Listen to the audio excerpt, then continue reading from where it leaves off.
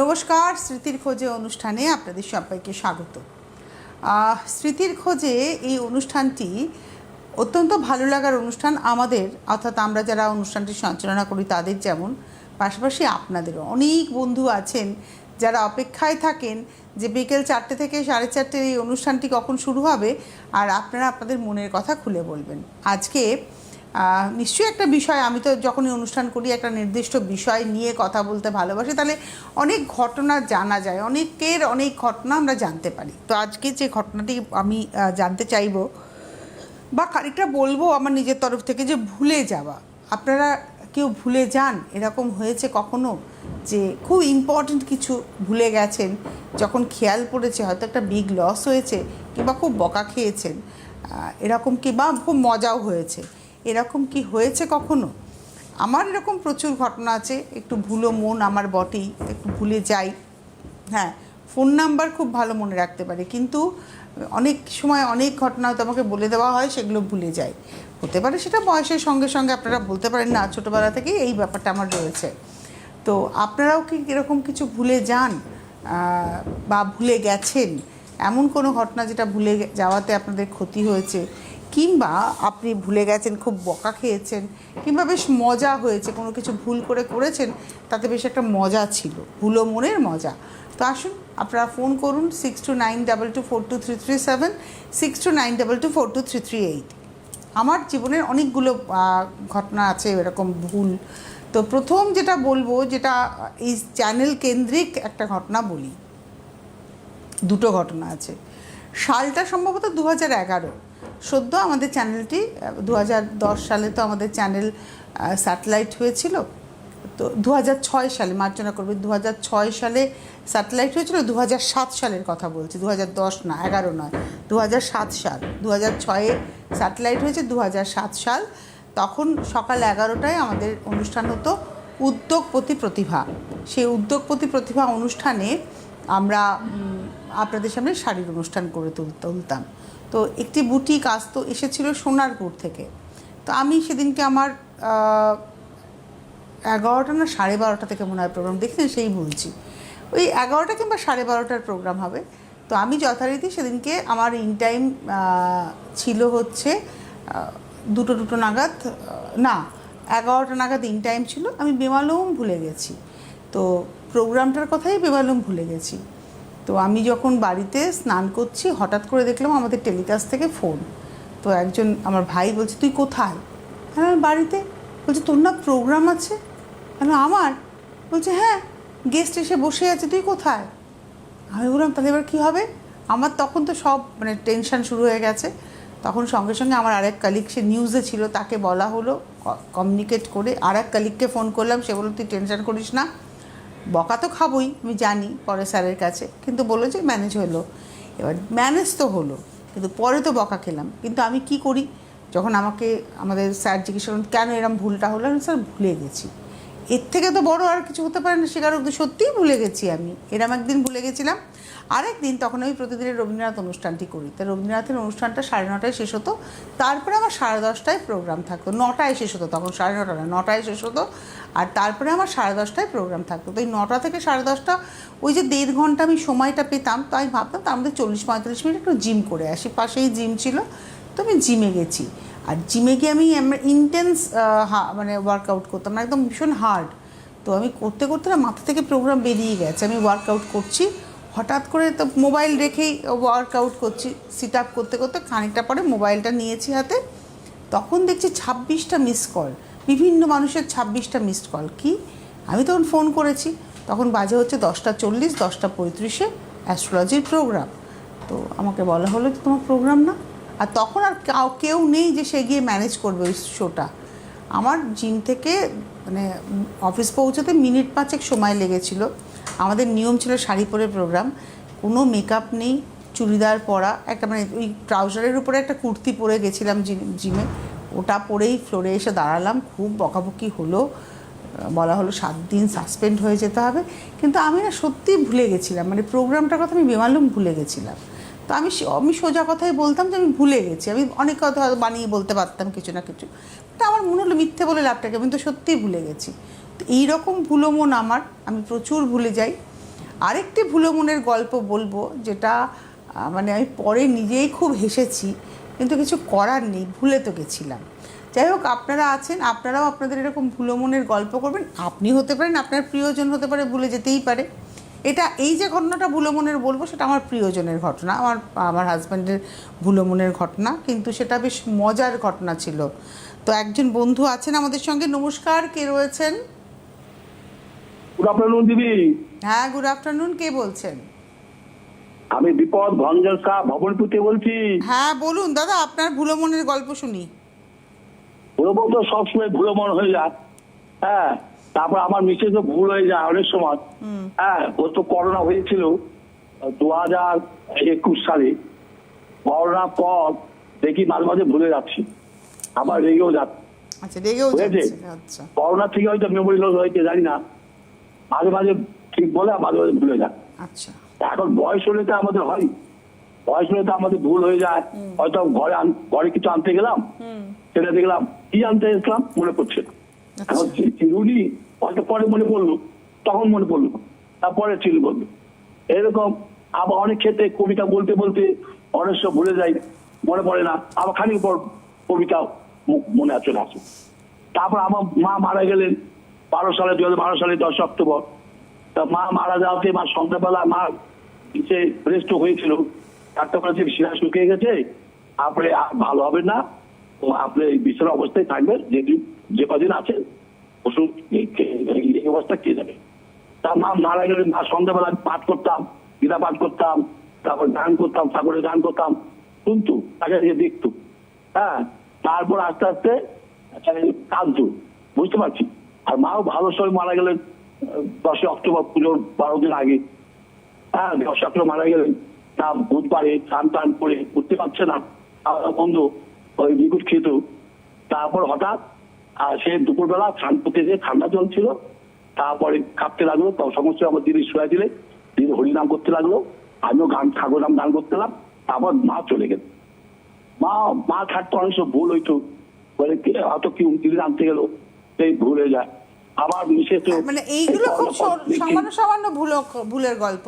হ্যাঁ, না আমার মিটের খরচ হয়েছে কি, এখন কি ভাবে ভুল হচ্ছে। হ্যাঁ, নাম বলতে পারছে না, ও তো পোস্ট অফিসে কাজ করে এজেন্সি, তার নাম দেখতে পাচ্ছে না। আমার বলছি কি হবে এটা, তারপর বললো তো ওর নাম বললো তো মনে পড়ছে না, তারপর আমার মনে আছে, সেই অবস্থা। ঠিক আছে, সঙ্গে থাকুন দাদা, ধন্যবাদ ফোন করার জন্য। আরও কারোর ভুলো মনের গল্প শুনি। তো এই ভুলো মনের গল্পটা আমি বলি, এটাতে আপনাদেরও খুব হাসি পাবে। একদিন আমরা জামা কাপড় কিনতে, আমার সেদিনকে ছুটি ছিল। তো আচ্ছা, গল্পটা বলবো, তার আগে আরেকজন বন্ধু চলে এসেছেন। নমস্কার, কে রয়েছেন? আমি লক্ষ্মী দেবনাথ বলছি, হাবড়া থেকে। নমস্কার, বলুন ভুলো মনের গল্প। হ্যাঁ, শোনেন, স্মৃতি খোঁজে অনুষ্ঠানটি আমার খুব ভালো লাগে, কিন্তু চোখ বুঝলে তো দেখতে পাই সুখ দুঃখের মরাতে মরা অনেক স্মৃতি। কিন্তু আজ থেকে 20 বছর আগে আমার মা স্বর্গে চলে গেছেন, বুক জুড়ে শুধু তারই স্মৃতিতে ভরা।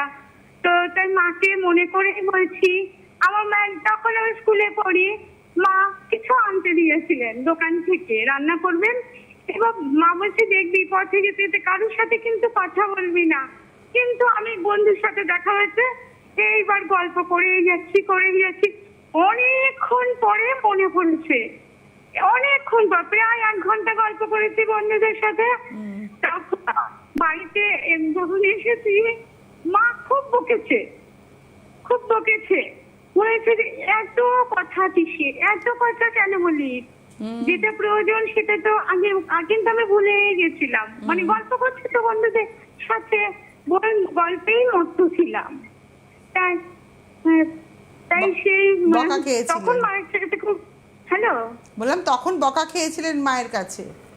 হ্যাঁ, মা আজান নেই, খুব কষ্ট হয়, খুবই কষ্ট হয়। মানে বুক জুড়ে শুধু মা বাবা শূন্যতাই কাজ করে। বাবা মা না থাকা মানে, আমার যেমন বাবা নেই, একটা অসম্ভব শূন্যতা, হাহাকার, অসহায়তা কাজ করে। মানে যখন খুব কঠিন সময়ের মধ্যে দিয়ে যাই, মনে হয় যেন যদি বাবা থাকতো, মাথায় হাতটা রাখলেই শান্ত হতাম। সেই জায়গাটা তো কোথাও। মা বাবা দুজনেই স্বর্গে চলে গেছেন, মা বাবা দুজনেই। আমার বাবা গেছেন, মা তো রয়েছেন, সুস্থ থাকুন মা, টাচুড মা যেন ভালো থাকেন। ভালো থাকুন বন্ধু, নতুন করে তো বলার কিছু নেই। আপনার শূন্যতা আপনার সারা জীবনের, ভালো থাকুক, ওই পারে তারা ভালো থাকুন। তো আমি যে বুড়ো মনের গল্পটা করে বলছিলাম, তো একদিন আমার ছুটি ছিল, ছুটির দিন আমরা তখন কোথাও ঘুরতে যাব, তার আগে আমরা ওই শীতের কিছু জামা কাপড়, মানে পাহাড়ে যাব, সম্ভবত কেদারে যাব, তার আগে আমরা কিছু জিনিসপত্র কিনতে যাব। তো ডিক্যাথলনটা অনেকটা দূর বলে আমাদের বাড়ি থেকে আমার হাজব্যান্ড বলে তোরা বারাসাতের দিকে মার্কেট আছে, ওখান থেকে পেয়ে যাব। তো যথারীতি আমরা গেছি, আমি বাড়ি থেকে বেরিয়ে তো নর্মালি আমরা ইয়েতে করে গেছি, নর্মালি বাসে করে গেছি। খেয়ালই করিনি যে আমাদের ঘরে পরার চটিটা খুলে, মানে ঘটনাটা কী হয়েছে পরে বলি। তো এবারে গেছি, ওখান থেকে যেখানে গেছি সেখানে জুতোটা বাইরে খুলে ভেতরে ঢুকেছি, কোনো একটা জায়গায় কারোর বাড়িতে, মানে ওখানে কেনাকাটা করেছি, করে তারপরে কারোর একজনের বাড়িতে গেছি, তার বাড়িতে একতলা বাড়ির বাইরে গেটের, মানে ওই কোলাপসিবল গেটের বাইরে জুতোটা খুলে আমরা ভেতরে ঢুকেছি, কথা বলেছি, চাটা খেয়েছি, খেয়ে যখন বেরোবো জিনিসপত্র নিয়ে, আমার হাজব্যান্ড জুতো পরতে গিয়ে বলছে কি আমার এই জুতোটা কোথা থেকে এলো। তাই বলছি যে কোনটা, বলছে আমি তো জুতো পরে এসেছিলাম, জুতো নেই কেন, মানে ও মাথায় গুছিয়েছে ও জুতো পরে এসেছিলো, জুতোটা নেই, মানে চামড়ার জুতো কোথাও নেই। তখন ওরা বলছে মা তোমরা বাইরে রেখেছো, হতে পারে রাস্তার গেটটা খোলা ছিল, হয়তো কুকুরে নিয়ে গেছে, সেগুলি খোঁজা হচ্ছে, কোথাও জুতো পাওয়া যাচ্ছে না। কিন্তু আমি দেখছি আমার হাজব্যান্ডের একটা চামড়ার জুতো আছে, আর একটা যেটা হাওয়াই চটি, সেটা কিন্তু ওরই ঘরে পরার চটি।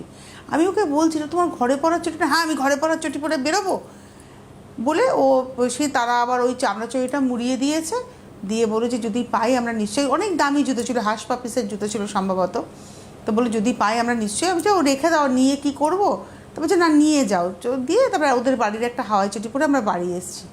আমি বাড়ি এসে আমার বাড়ির কোলাপসিবলের বাইরে থেকে আমি দেখছি আমার হাজব্যান্ডের ডান পায়ের হাওয়াই চটিটা, মানে বাঁ পায়ের হাওয়াই চটি পরে রয়েছে, আর ডান পায়ের চামড়া চটি পরে রয়েছে। ও এক পায়ে হাওয়াই চটি, এক পায়ে হাঁস পাপিসের জুতো পরেও চলে গেছিলো, ওর এতটাই ভুলো মন।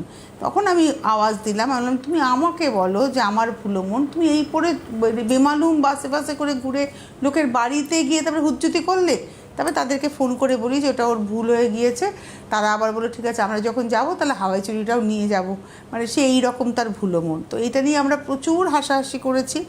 আমাকে বললো তুমি এগুলো বলবে না কাউকে, আমি তো মাকে বলেছি, আমার বোনকে বলেছি, আমার ননদকে বলেছি, ওর দিদিকে বলেছি, ওর বৌদিদেরকে বলেছি যে তোমার দেওরের এরকম ভুলো মন। তো এটা নিয়ে খুব মজা হয়েছিল আমাদের। নমস্কার, কে রয়েছেন? আমি সুনন্দা সরকার বলছি মধ্যমগ্রাম থেকে। হ্যাঁ সুনন্দা বলুন, ভুলো মনের গল্প শুনবো। হ্যাঁ, প্রথমত বলি প্রোগ্রামটা ভীষণ সুন্দর, আমরা অনেক কিছু শেয়ার করতে পারি যেগুলো ভুলে গেছিলাম।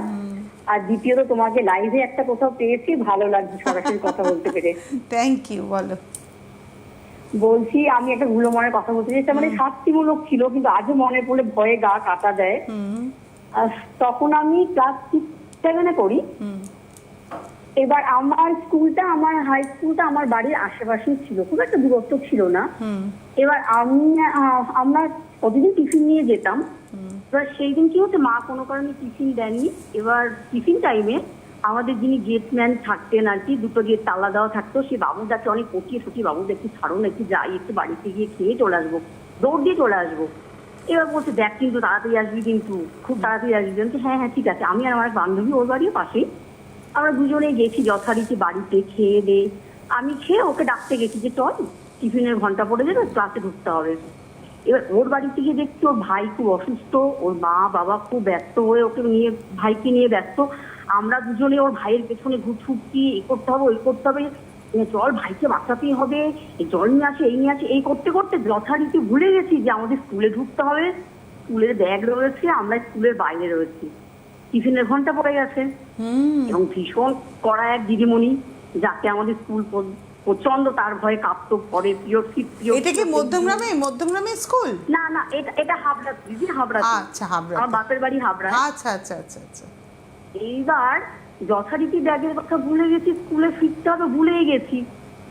যখন মনে পড়েছে অলরেডি 5th পিরিয়ড শেষের পথে। মানে টিফিনের পরে কটা পিরিয়ড হয়? টিফিনের পরে 2টো পিরিয়ড ছিল, মানে লাস্ট পিরিয়ডের শেষের পথে।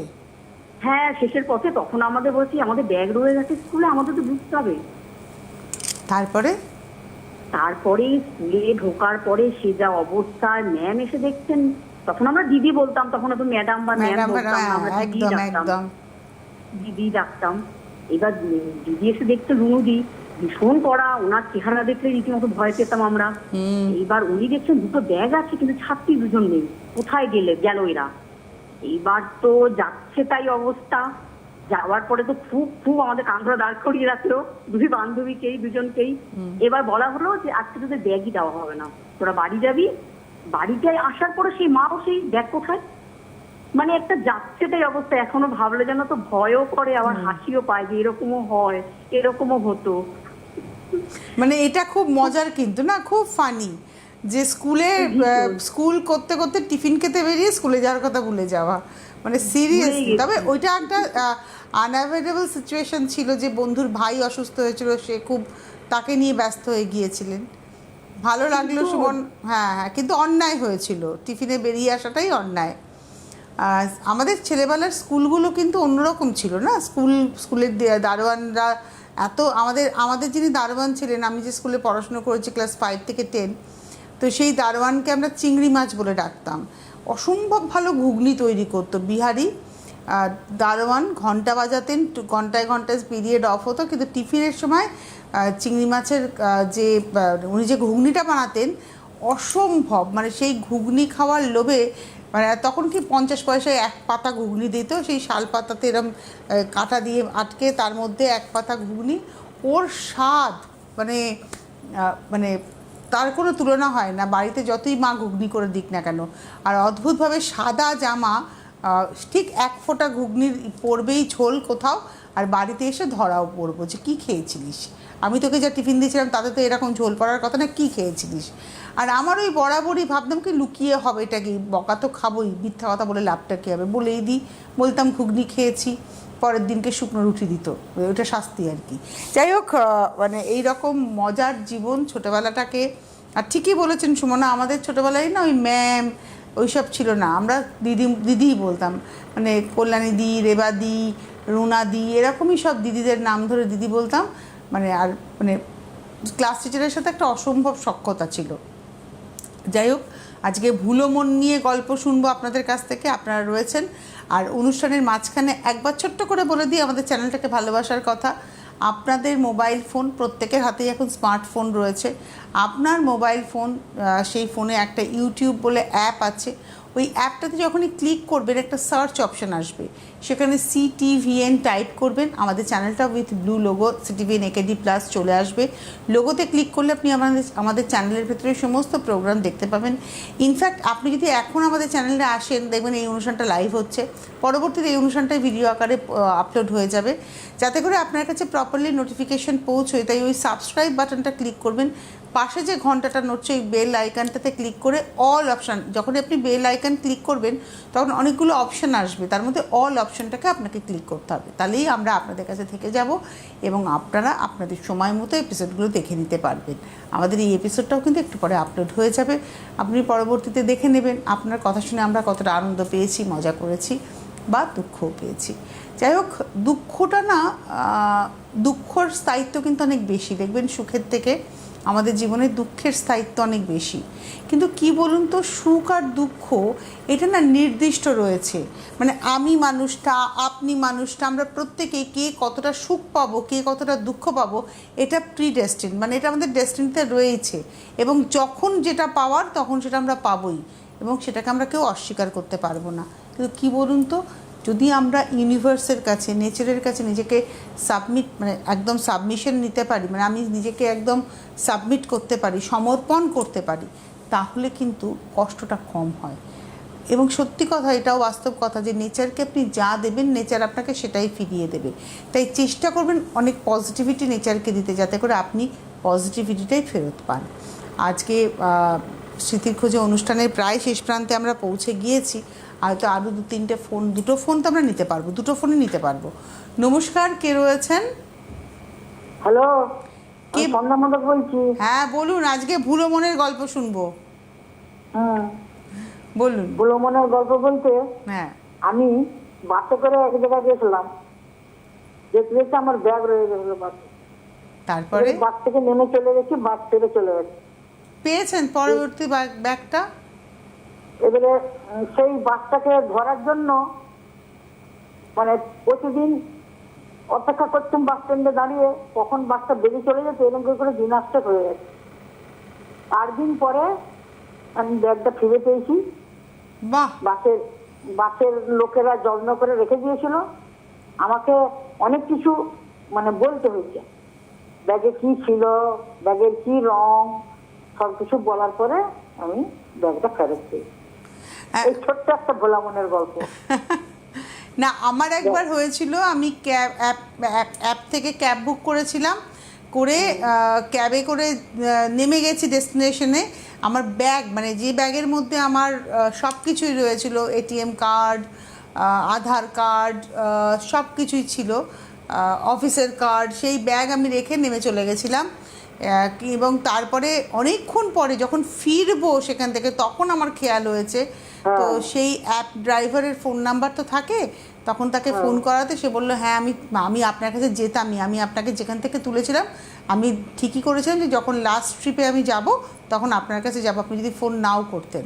তো আমি তারপরে ওনাকে ফোন করে তারপর উনি আমাকে দিয়ে যান, ব্যাগটি আমাকে পৌঁছে দেন, এবং আমি ওনাকে একটা অবশ্যই মানে পুরস্কার দিয়েছিলাম, সেটা অন্য কথা, কিন্তু কারণ উনি আমার যে উপকারটা করেছিলেন সেটা আজকের যুগে কেউ করে না।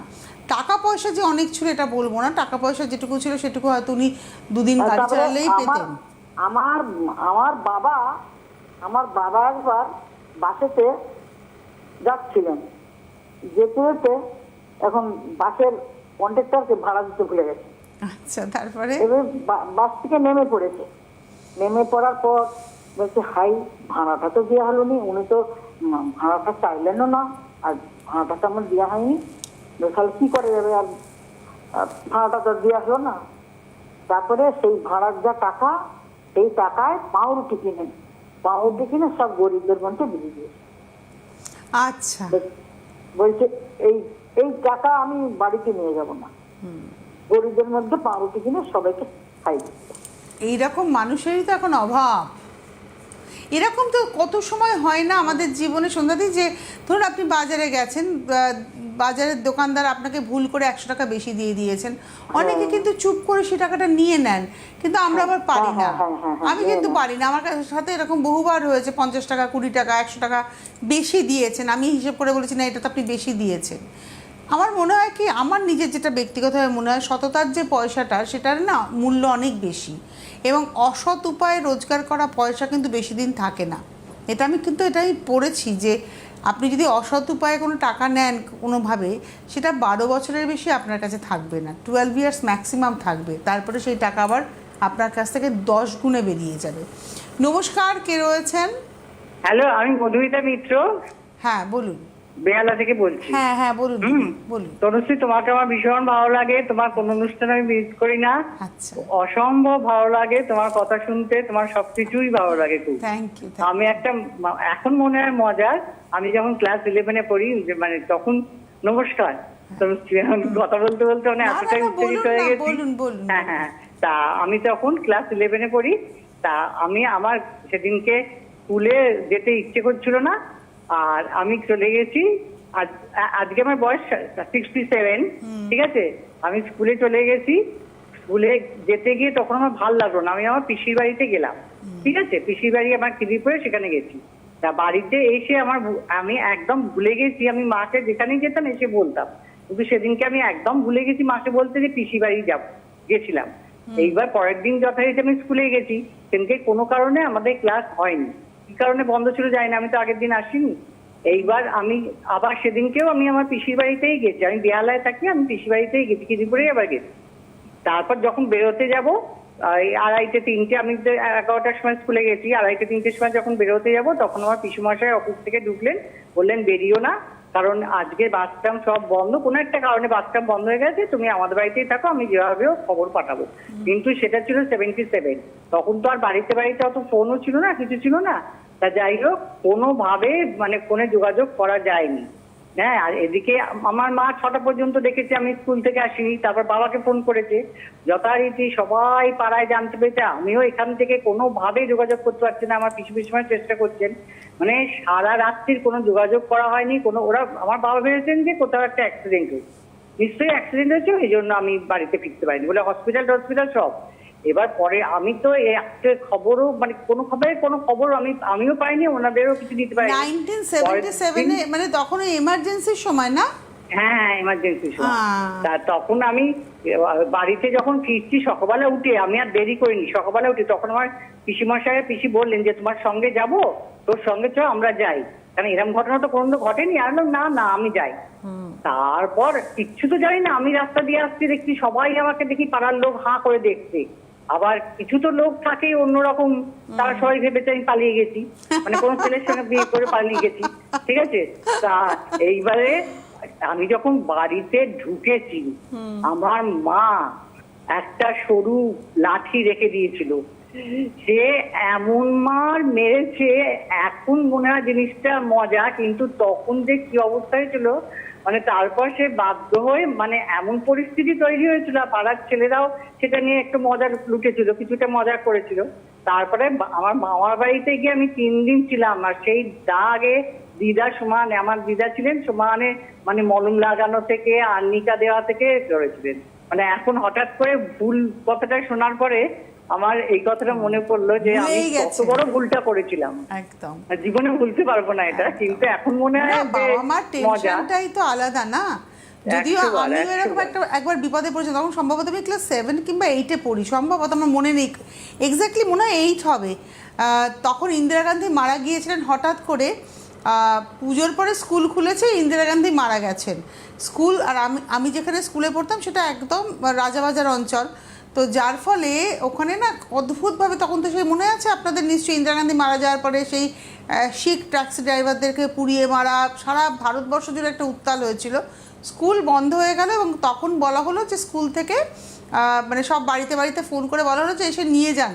তো আমার পাশের বাড়ির একজন, তার মানে আমার তখন মা থাকতেন নিউ ব্যারাকপুরে, আমার ঠাকুমারা থাকতেন হচ্ছে শিয়ালদাতে। তো আমার পক্ষে তখন নিউ ব্যারাকপুরে ফেরা সম্ভব ছিল না, আমি শিয়ালদাতেই যাব। তো শিয়ালদার আমাদের ওই লোকালিটির মধ্যে কোনো মানে নেই, কিন্তু একটু দূরের একজন, তার মা গেছিলেন না বাবা গিয়েছিলেন। তো আমি বললাম যে স্কুলের দিদিমণিকে বললাম, দিদি ওর সাথে আমি চলে গেলে আমার হয়ে যাবে, তো আমাকে ছেড়ে দিল। কিন্তু তারা না বেরিয়ে আমাকে ঠিক আর মানে ঠিক একটা নিয়ে যাওয়ার ইচ্ছা দেখালো না, ওরা নিজেরাই চলে গেল। এবার আমি একা মানে আমার যে কী ভয় লেগেছিল, যে আমার চোখের সামনে বাস পোড়ানো হচ্ছে সরস্বতী প্রেসের ওখানে, মানে সে বিভৎস জগৎ সিনেমা হলের ওখানে, মানে উত্তাল হয়ে রয়েছে। আমি না কীভাবে যে এসে শিয়ালদার বাড়িতে পৌঁছেছিলাম, তারপরে 7 দিন মার সাথে কোনো যোগাযোগ করতে পারিনি, ফোনে খালি বলে দিয়েছিলাম যে আমি এখন এখানে রয়েছি, মানে তখন আমার ঠাকুমা কাছে ছিলাম। তো এই আর কি, ওই ঘটনাটা আমাকে খুব মানে আমার মনে হয় যে মানে মা বাবার খুব টেনশন হয়েছিল। আমার বাবাও সেদিনকে শুনেছিলাম যে ট্রেন তো বন্ধ হয়ে গিয়েছিল, রেল লাইন ধরে হাঁটতে বাড়ি পৌঁছেছিলেন। তো এই একটা ওরকম ঘটনা ঘটে এক সময়। যাই হোক, আজকে হাতে তো প্রায় সময় শেষের দিকে, আমাদের এবার বিদায় নেওয়ার পালা। কিন্তু এই স্মৃতির খোঁজে অনুষ্ঠান আপনাদের জন্য থাকবে সোম থেকে শনি, খালি মাঝখানে বৃহস্পতিবার বাদ, মানে সোম মঙ্গল বুধ শুক্র শনি, বৃহস্পতিবার আর রবিবারটা আপনাদের ছুটির দিন, বাড়ির লোকজন সবাই থাকবে, তখন আপনারা ব্যস্ত থাকবেন। আর বৃহস্পতিবারটা আমাদের একটা অনুষ্ঠানের জন্য আমরা করে উঠতে পারি না, তাই আবারও বলছি, বৃহস্পতিবার আর রবিবার বাদ দিয়ে সপ্তাহে 5 দিনই আমরা আপনাদের সামনে আসি। তো অনুষ্ঠানটা দেখবেন, আর অনুষ্ঠান সম্পর্কে যদি কোনো মতামত থাকে অবশ্যই আমাদের জানাবেন। আগামী সপ্তাহে যখন আমি আসব, এরকমই আরেকটি বিষয়ে আপনাদের সাথে আলোচনা করব, আপনাদের কাছ থেকে মানে গল্প শুনবো। আমার গল্প করতে এবং গল্প শুনতে সত্যিই খুব ভালো লাগে। সকলে ভালো থাকবেন, সুস্থ থাকবেন, নমস্কার।